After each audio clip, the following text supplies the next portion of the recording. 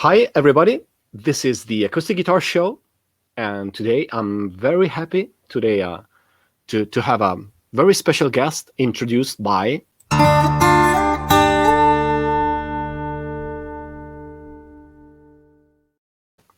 this. Ladies and gentlemen, Marc Daniel Nelson. Hi. Hello. Hi. Peace. Yeah. Peace in these very complicated and interesting times. Yeah, it's been a roller coaster. A roller coaster. Yeah. Do you want to introduce yourself to the audience briefly with something you think that might be interesting? Sure. My name is Marc Daniel Nelson. I'm a producer mixer from Los Angeles, California. I'm from Chicago, Illinois. Grew up in Sweet home Indiana. Chicago. Yeah, grew up in Indiana, south of Chicago.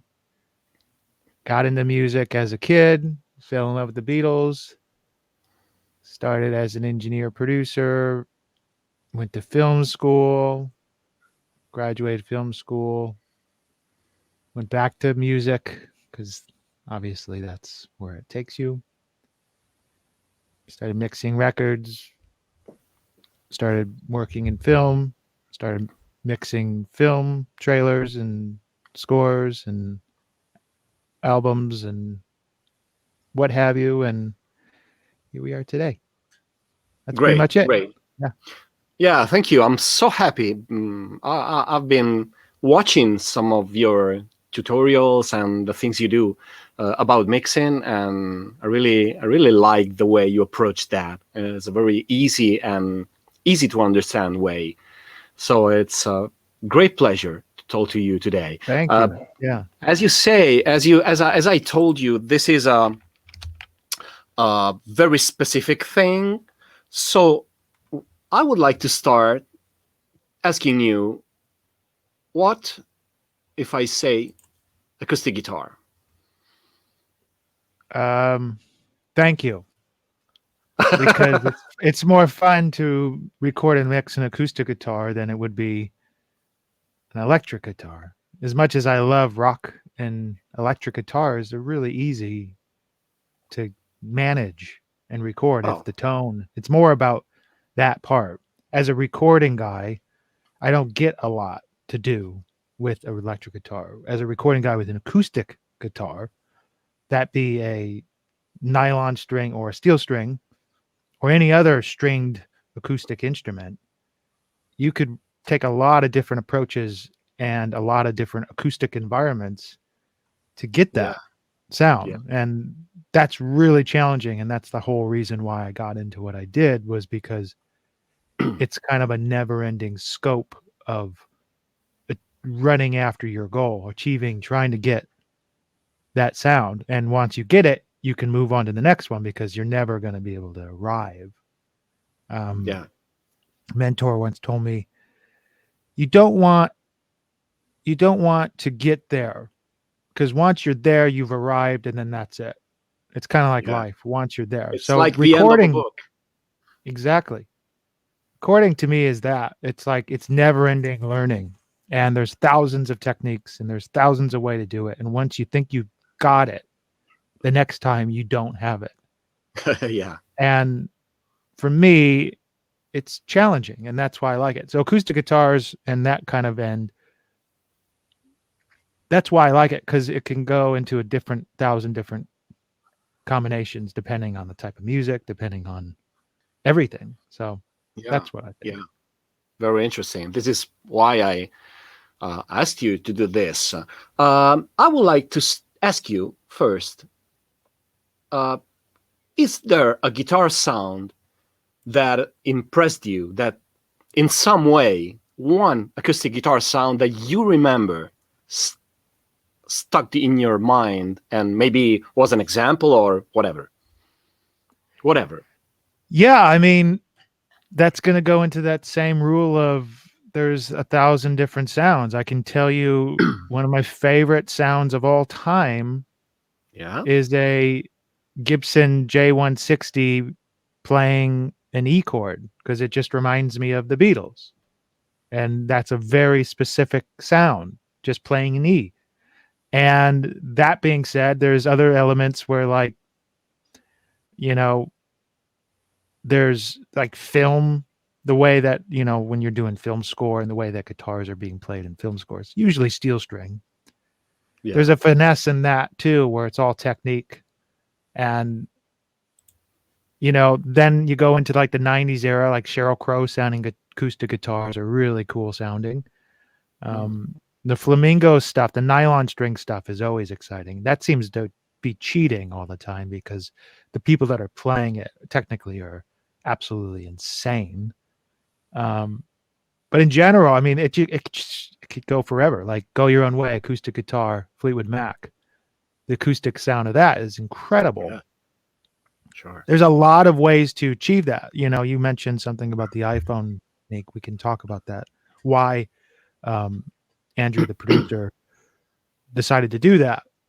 There's just all these elements, and I know a lot of people are struggling. I've been getting a lot of emails the last 4 or 5 months since I've been doing these tutorial things about how to get the best acoustic tone at home.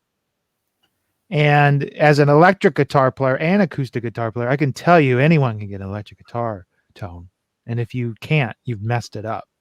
Now, acoustic is very different, because you have to kind of put yourself into a perspective. You know what I mean? That isn't paying attention. Because if you're the player and recording, you're so hyper focused that you're just not in the right headspace to properly do that, which is probably why a lot of people have a hard time recording themselves. I have a hell of a time recording myself. Everything I record, I don't do it much anymore. It sounds like crap, because I'm hyper focused on every little transient poke, movement, finger noise, everything. And it's a nightmare. And then your playing is terrible. So that's a lot of it too.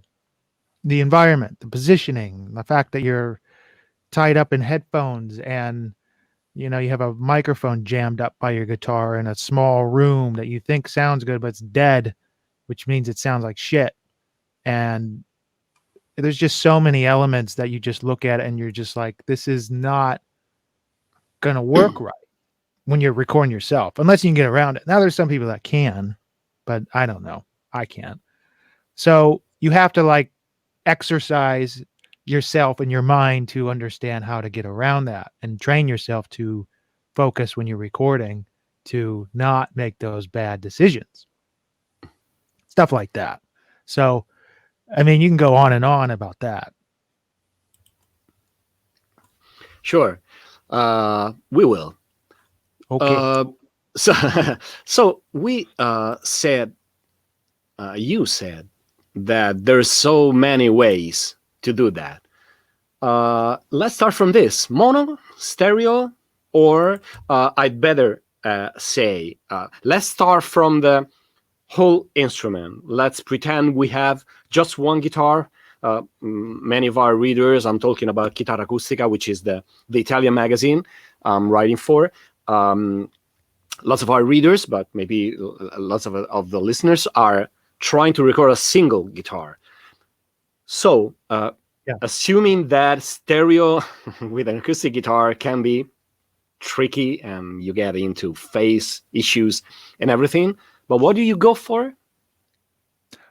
It depends on the song. If it's a solo, it's usually mono. If it's a really pretty kind of solo acoustic part, it's mono, just because of definition and keeping the focus. Now, if it's a solo guitar performer, it's probably stereo. If you're doing like pop tracks and you're adding bedding as an acoustic element, and let's say you double it twice, that's probably in mono, left and right. Just because I feel like, stereo phase is dangerous and does more damage than good. Honestly, your listeners aren't going to care if it's in mono or stereo, if it doesn't sound good. You know what I mean? If it doesn't sound good, it doesn't matter. So Yeah. I think the key is to always try to get it as best as you can.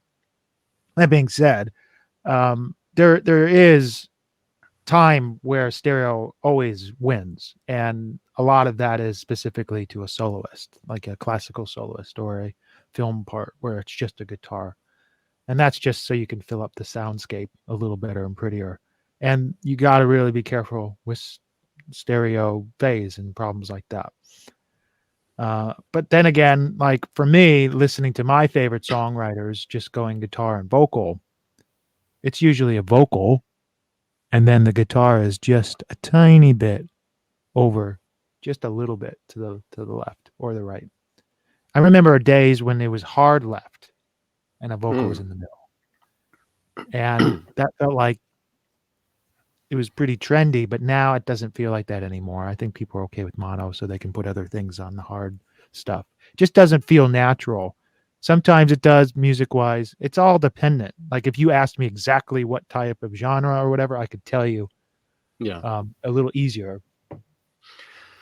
If you if you're going with a single mic, are you a fan of close miking, or you get there's a little problem. We have different kind of measurements. We have meters, and so it's different. Maybe talk about What that. is But what is it like 1 foot?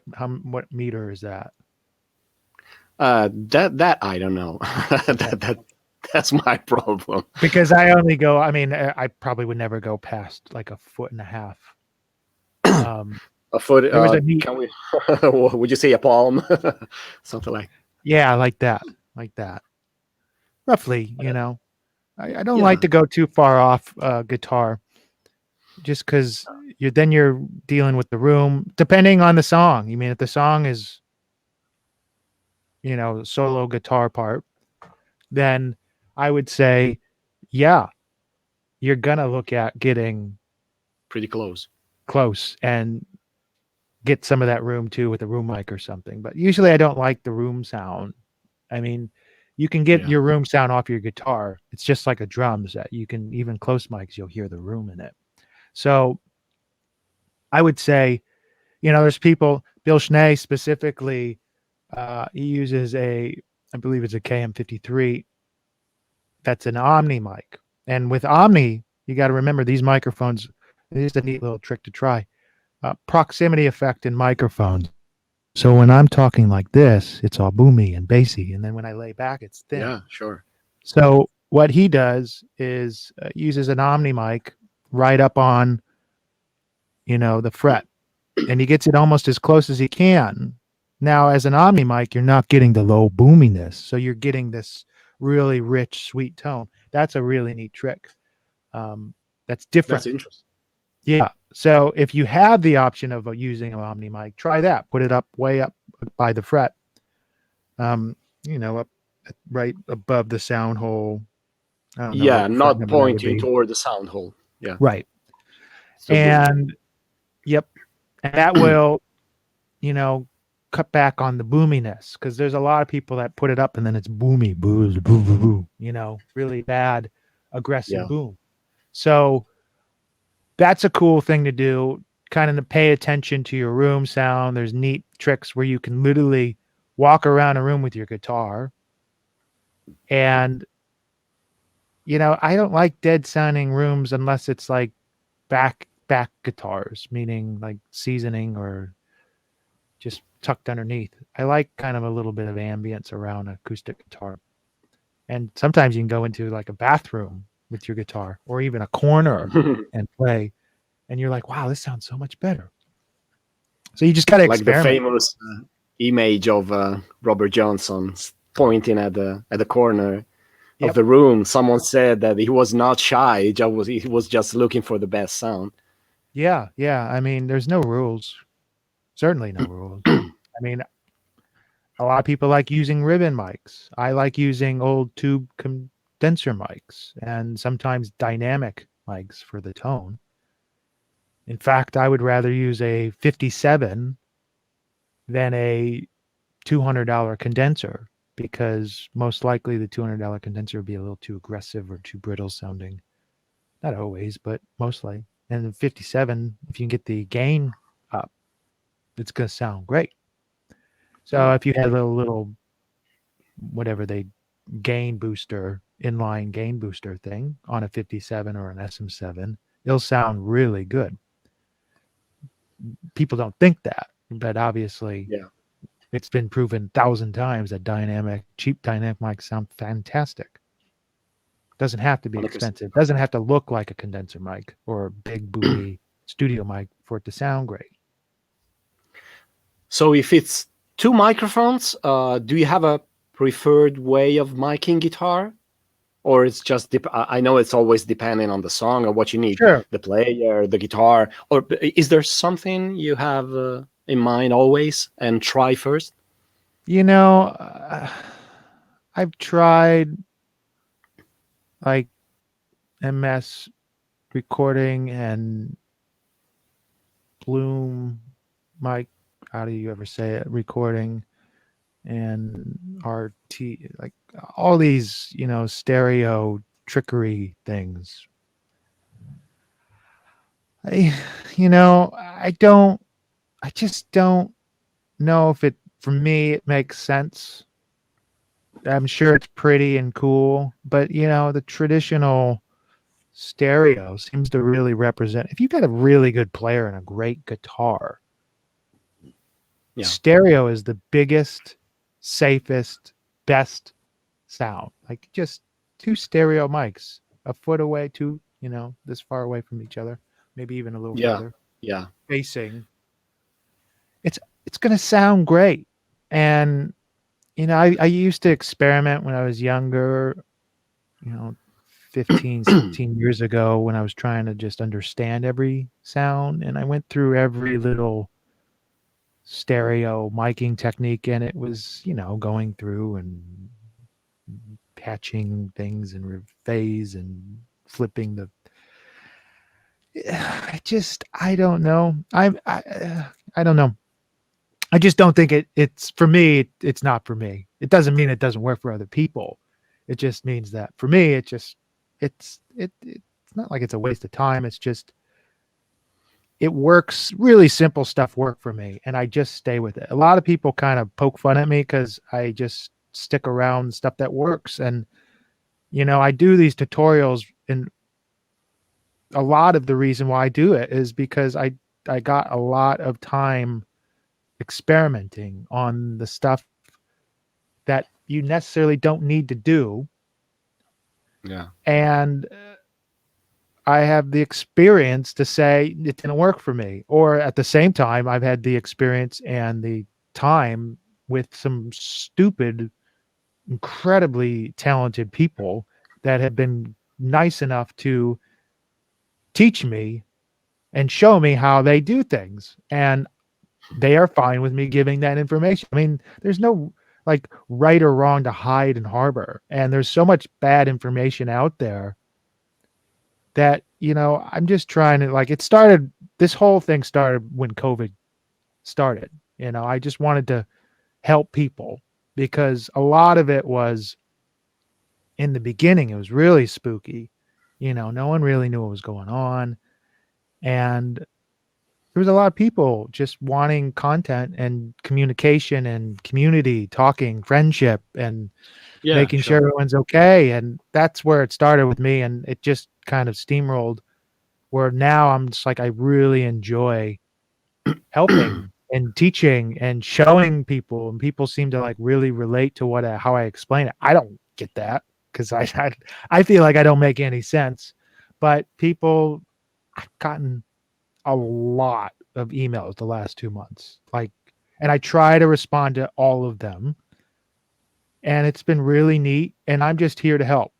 I want to just like help people because I know what it's like to have this passion, obviously. And I know it's like to like come up with a trick and finally get the trick. And it makes your entire week.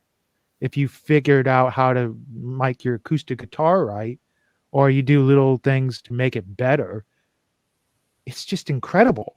It makes everything worthwhile. It makes everything else like pointless, if that makes sense, because you just found it's like falling in love. You know, it's like wow, how did I not know that before. Yeah, right. exactly? So I'm just here, like I said, to just I don't know everything, obviously, and there's a lot of things that I will be the first to admit that I just am not right at. But you know, I can give all the information that I kind of been shown, and I can give examples. It's easier to say, well, in your shoes, when let's take this. If it's like this, how would you do that? I could definitely Yeah. answer stuff like that.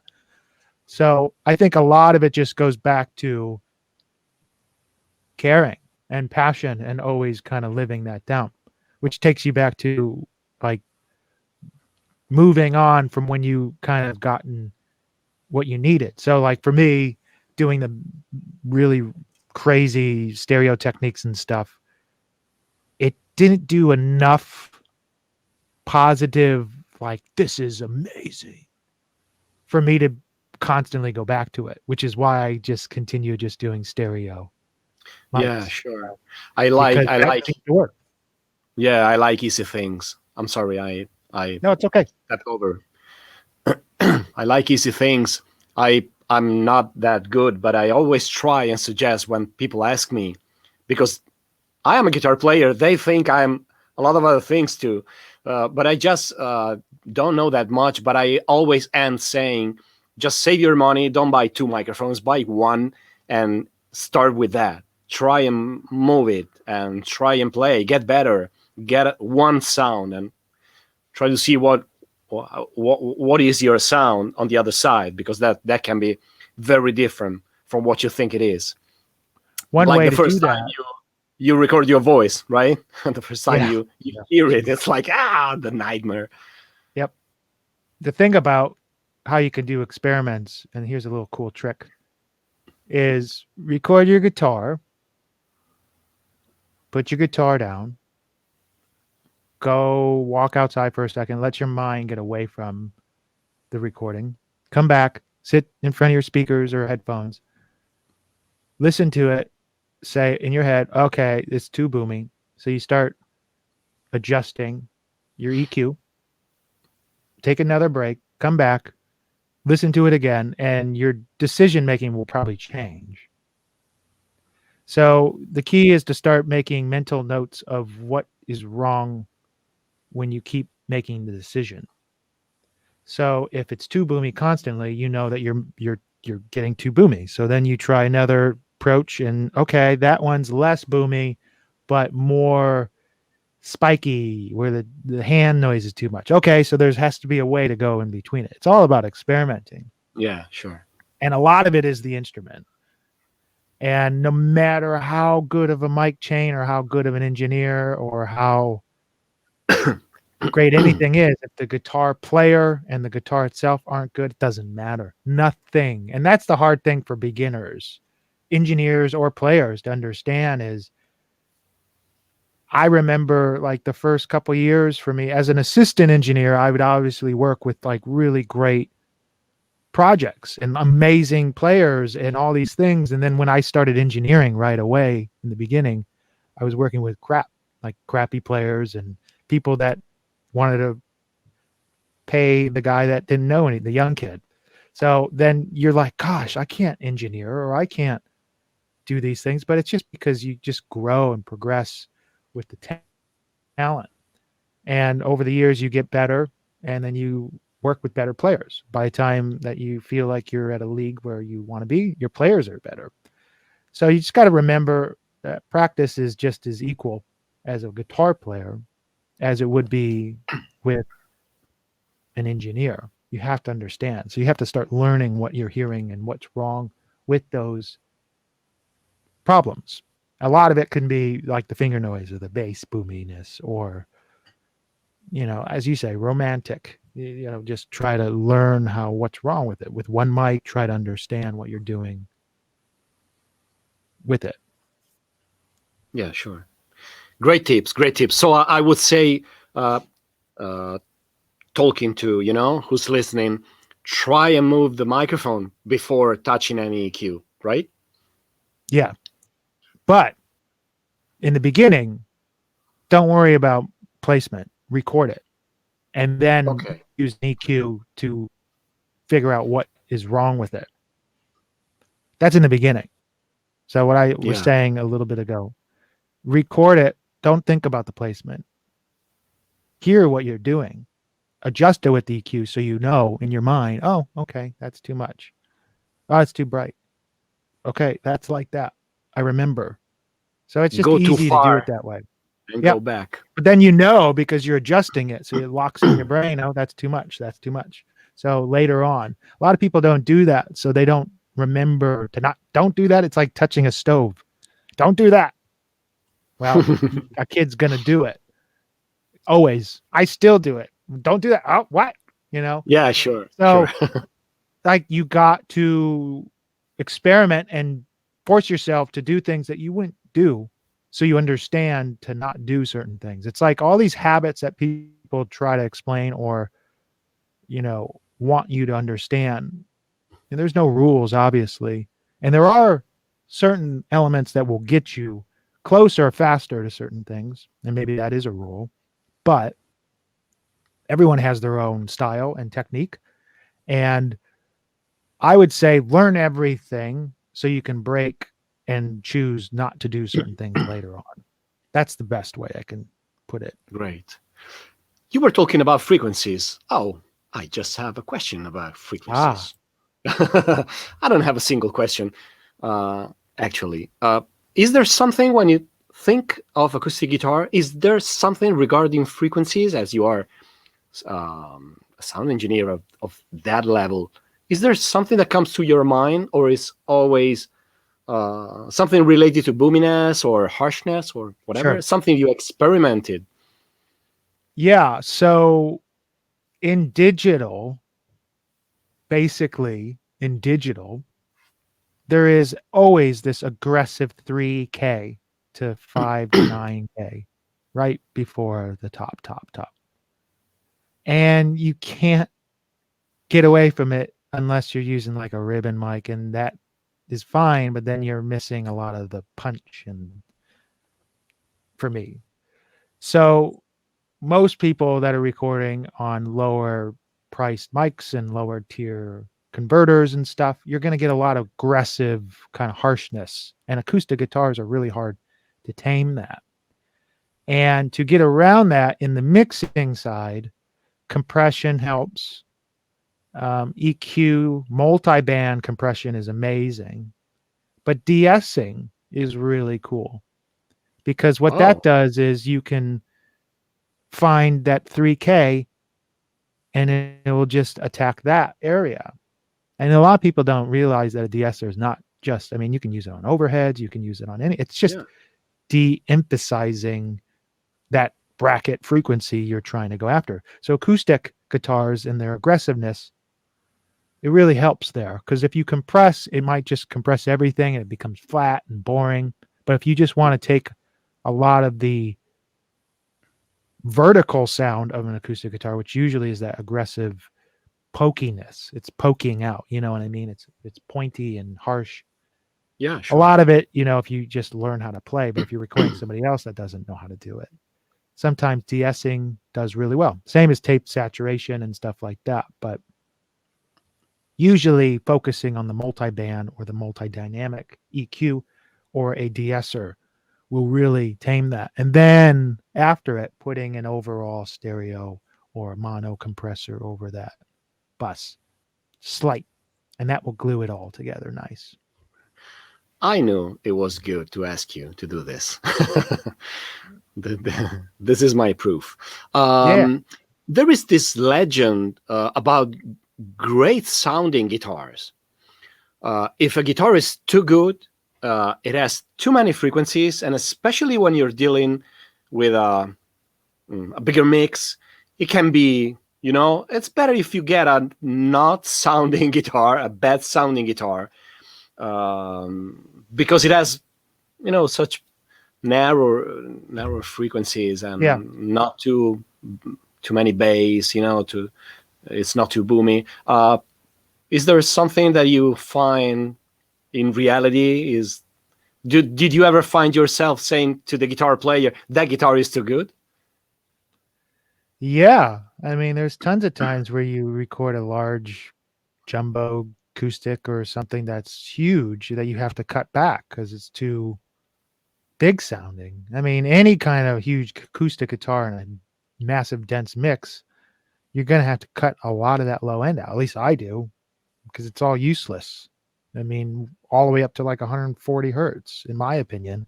Now, I automate the EQ, the low pass or the high pass, depending on what layer you're going at.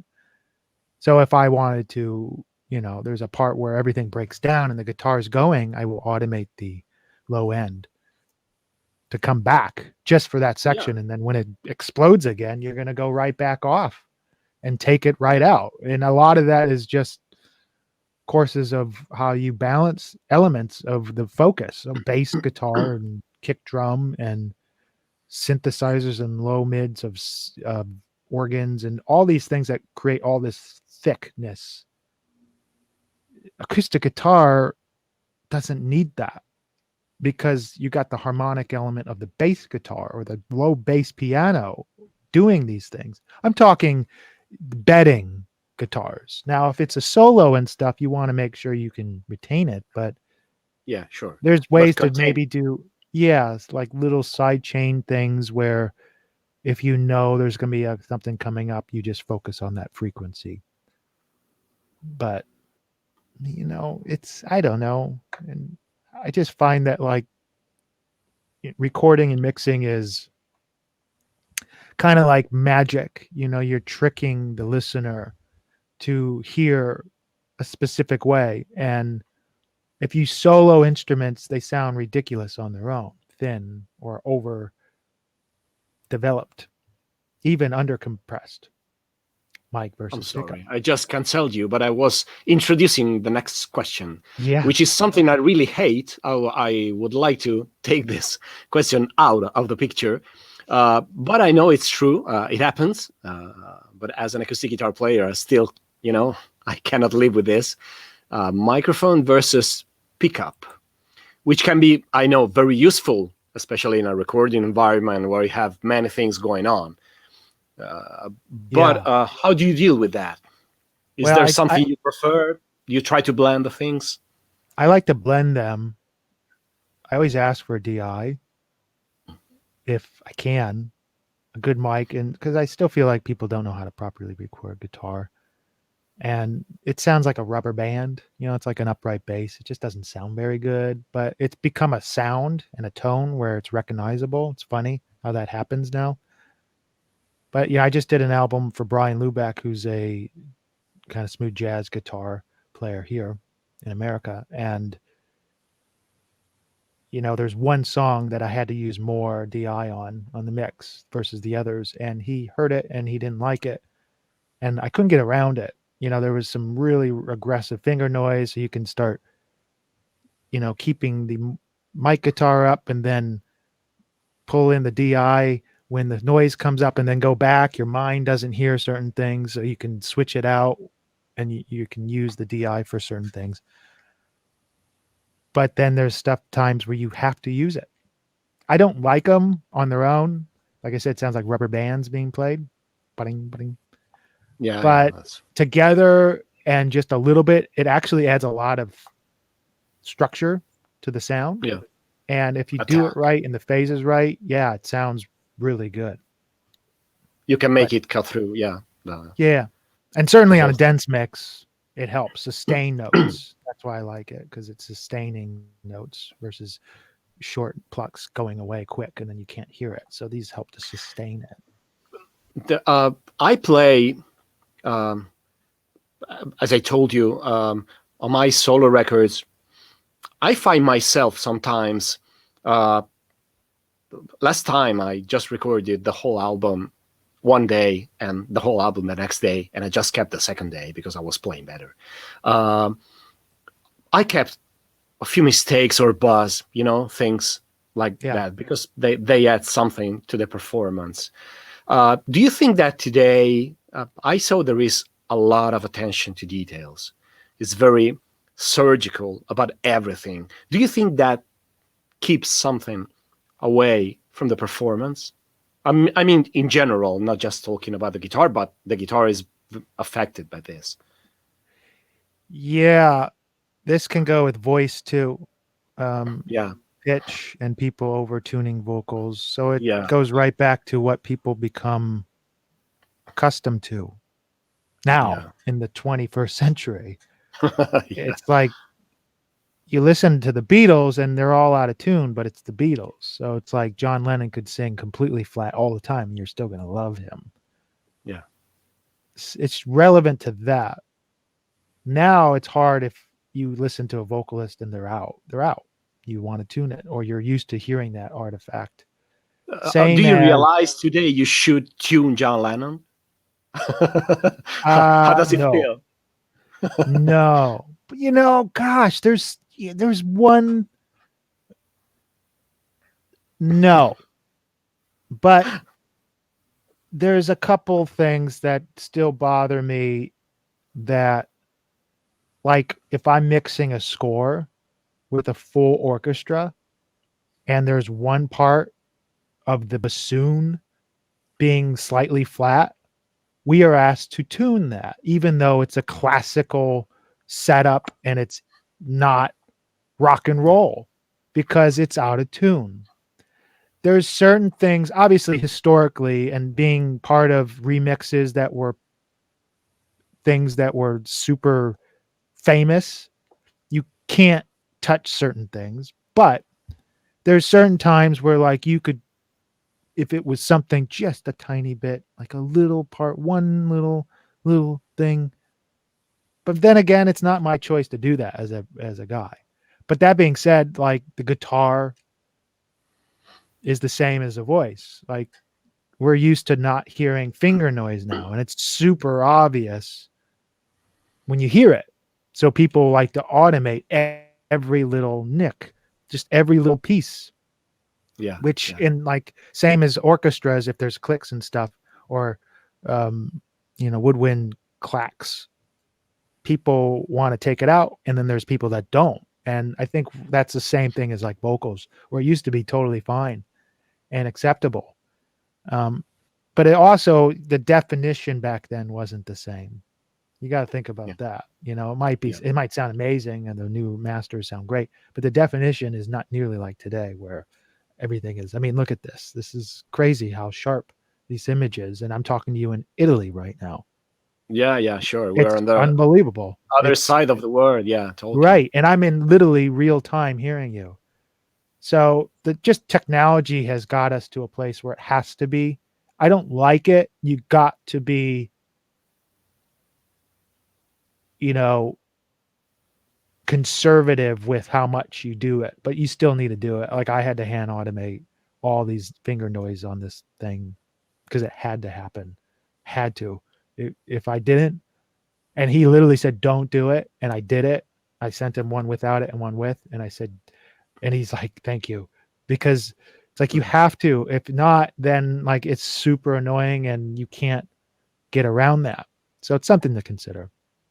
Yeah, sure. John Lennon would say, "When you gotta go, you gotta go."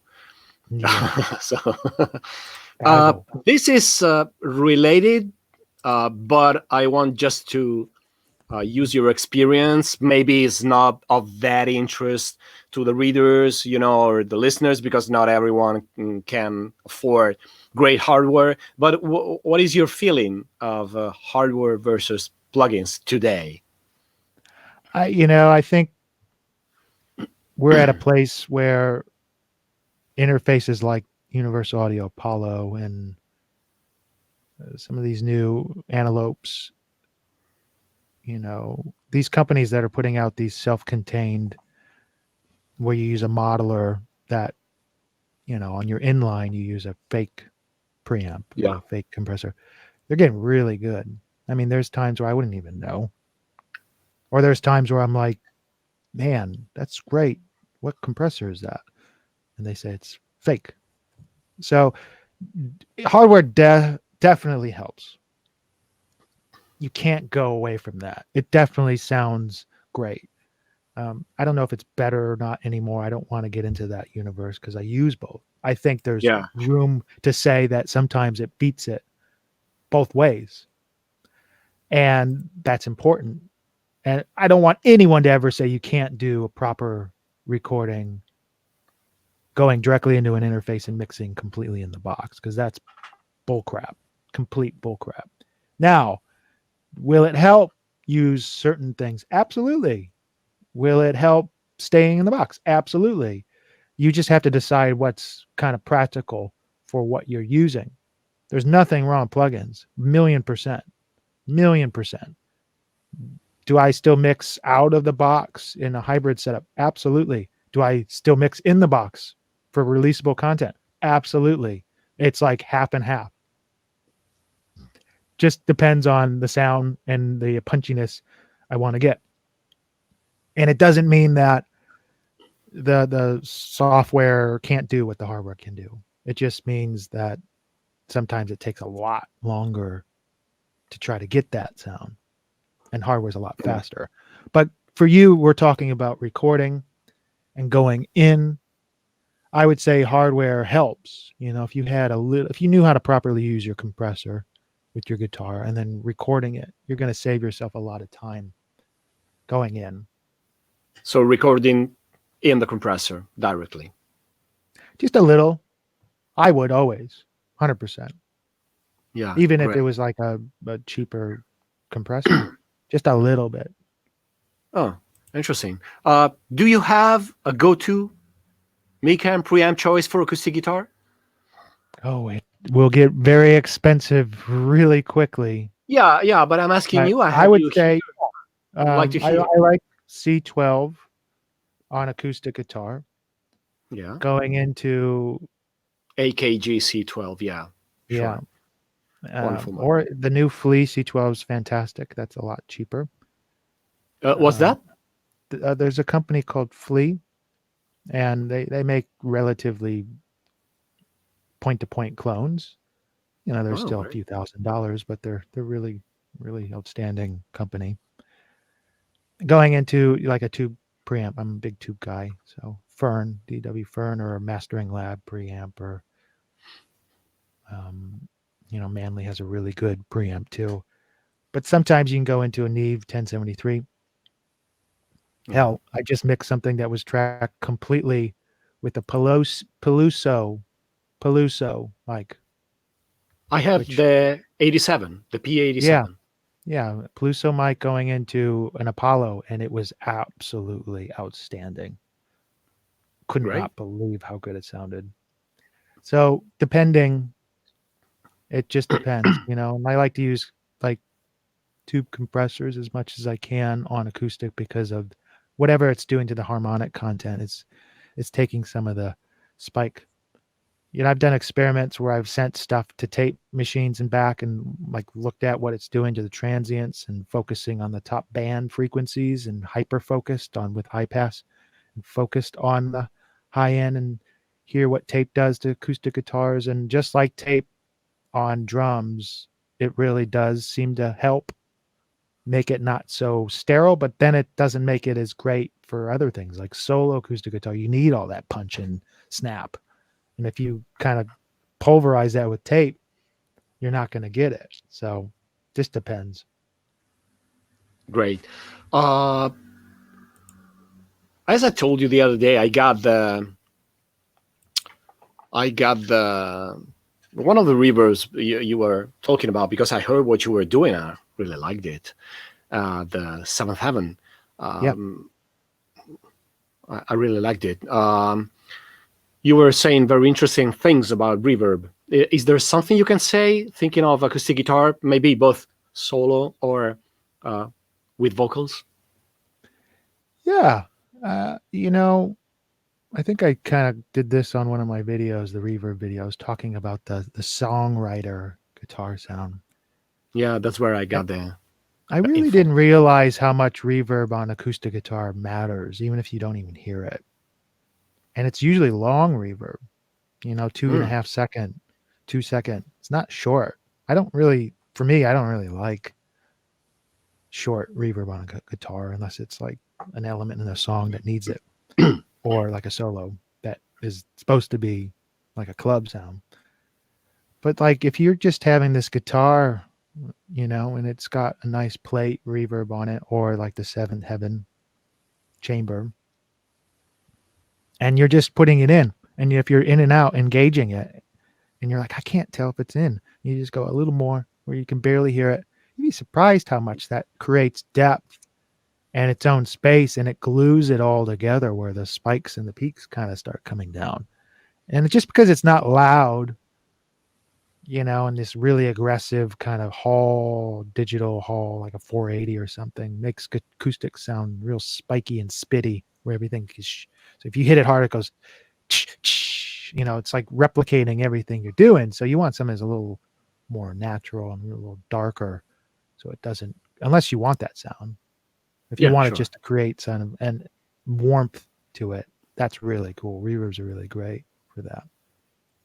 Well, when I think of reverb, it always comes to my mind a famous thing that Chet Atkins said when he was I heard this from a friend of his in Nashville, and he used to say when he was in the studio, "Can you give me some talent?"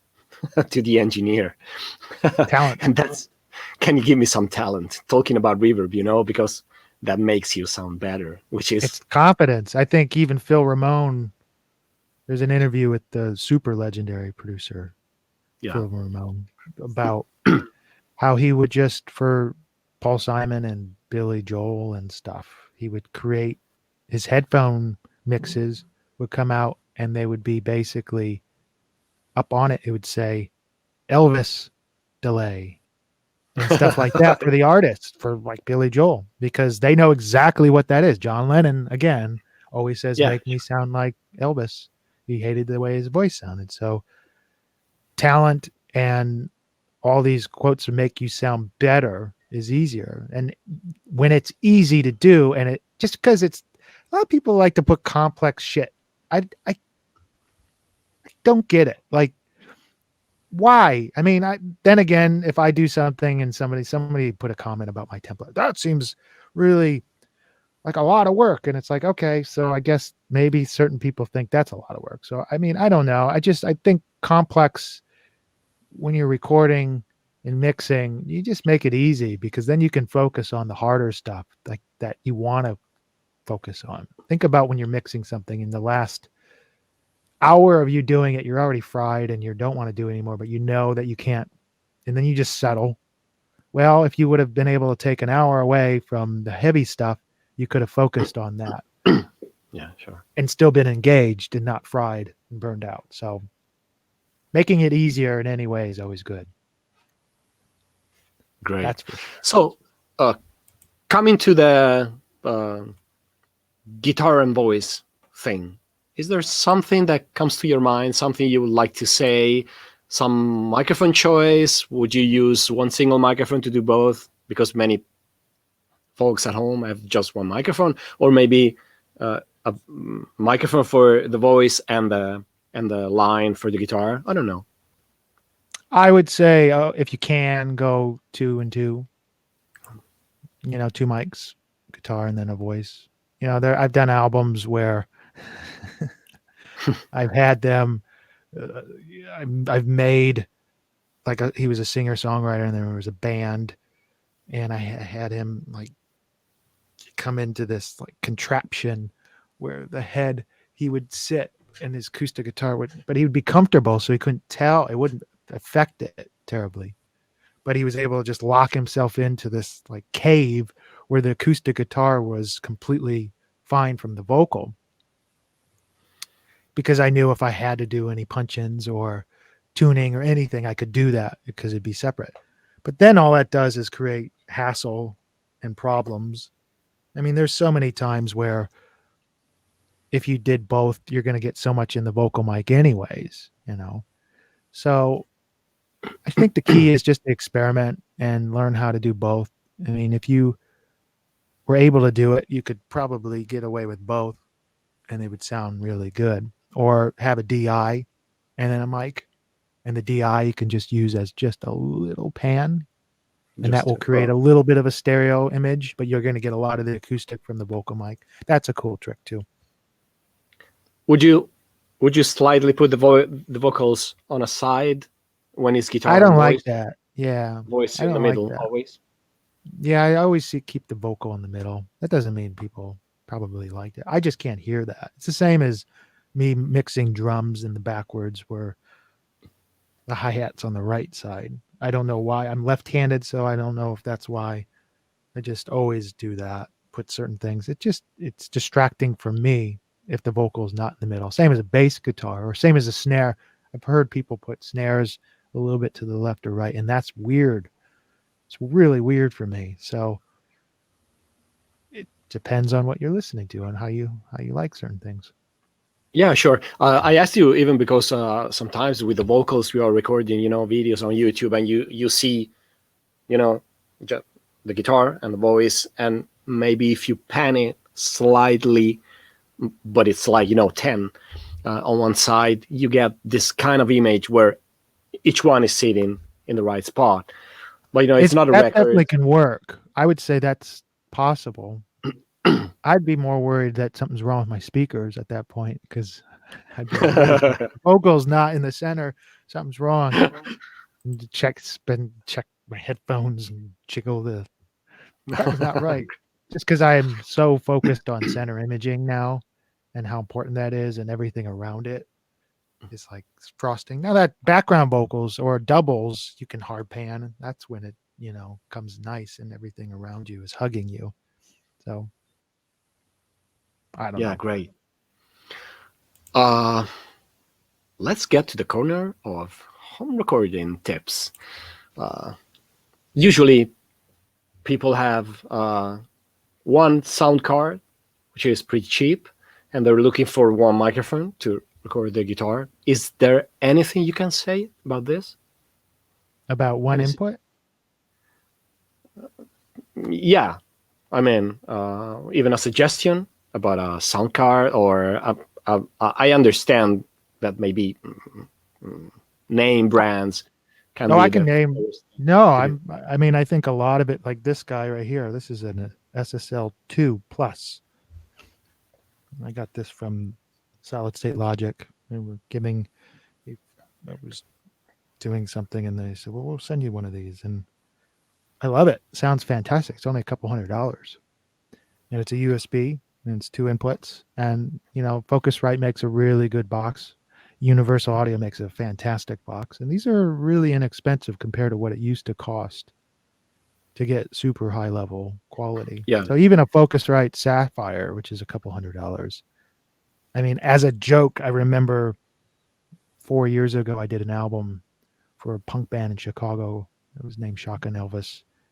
And as not a joke, but a challenge, I said, we're going to record this all on a Sapphire. And we did everything, the whole album. And it sounded great. It sounded really good. If it's mixed properly, it's just how you're hearing things and how to adjust. If, there's problems, but compared to what it was, I got into this industry when digital recording was kind of in the beginning of it and growing, and things sounded crappy up till about 10 years ago. Not horrible, but just not what they are today. And, you can get a really great interface for a couple $100. That sounds great. Focusrite, SSL, Apollo, Antelope, all these companies, the new Avid, the new Avid box that they have, that's an interface. Even the old 002 sounds pretty good. So what about microphones? If they can just get one small diaphragm, large. yeah, I would say, Shure makes a mic, an SM81. It's a couple $100. It's a Hmm. pencil condenser. It sounds absolutely fantastic. I would use that up against any C12 if I had to. That's SM81 SM81. It's a Shure mic. condenser. Yes, it's a pencil condenser. It sounds Oh, fantastic on acoustic guitar. great! I Absolutely don't know that. fantastic. Yeah, This is a and it's only great if you, suggestion. yeah, it's really good. 57s are fine if you have your gain right, but I would go for me, over a 451 or any of these pencil condensers, I think the SM81 is absolutely stellar for acoustic guitar. In fact, I know a lot of super legends that still use it over everything. There's something about the way it has this zippering thing to it that makes acoustics just sound fantastic. And it's very recognizable sound too, which is really cool, because then it's very unique kind of, oh, that's your tone. What is that tone? It's kind of like this guy. This is a very different sound. What's It's a that? dynamic. It's a Neumann dynamic, and it sounds totally different than an SM7. And they're, maybe a little more money, but not terrible amount more. It just, I want it sounding different. I don't want it to sound like everything else. Yeah. What if one can spend a little more? Maybe just try not to be very cheap. Is there a suggestion in the mid area without going? Absolutely. If you get into We're the always talking lower, about guitar, maybe vocals, maybe both, but well, you let's can talk. do both. Yeah. I mean, like I said, Flea makes an incredible style Flea, is 40 it FLEE? FLEA. Yeah. Okay, like a bass player. Yeah. Yeah. They're a Europe company that does absolutely stunning clones of U47s, C12s, M49s, 251s, all these 67s, all these great mics, and they're only a few $1,000s. They're expensive, but they're absolutely incredible, and they're certainly up there with the counterpart, the one that you're trying to get it to sound like. Those are phenomenal. Audio Technica makes really great mid-level large diaphragm solid state condensers that I love. The 40 series, 40, 44s, 40, 50s. Those are fantastic mics. Absolutely fantastic. I love those. So if you have to have one, it's large. Yes. I would always use a large on a vocal and a guitar if I had to. Like if you used a SM81 on a vocal, it wouldn't sound bad. It just wouldn't sound as vibrantly full. That's what I remember when we did experiments with it on vocal years ago, 20 years ago. Yeah, nice. Oh, you gave us a lot of things to think about. Thank you. Absolutely. This has been Thank you. great. And really, I want to thank you again for doing this from so far away. Sure. I'm glad we got the timing right. Yeah, this can be complicated sometimes, man. And thank you for being here on a free day, probably because it's Sunday now that we are recording. Even if it won't be broadcast on Sunday, but who cares? When is this coming out? Oh, I don't know. I still don't know. Not too long from now, but Right. Cool. I'll let you know for sure. Awesome. And well, thank you for having me. Oh, well, I'm thanking you. The editor is thanking you. I will let you know everything regarding this project. I wish you the best in this. Who said, may you live in interesting times? Done. Okay. 2020. We did. 2020. We got a little more to go, but we're going to be great. Things are going to be okay. Yeah, sure. So stay safe. I wish you the best, and I'll end the broadcast now saying hello. Thank you again, Marc Daniel Nelson. This was the Acoustic Guitar Show. Goodbye, everybody. Thank you. See ya. Peace.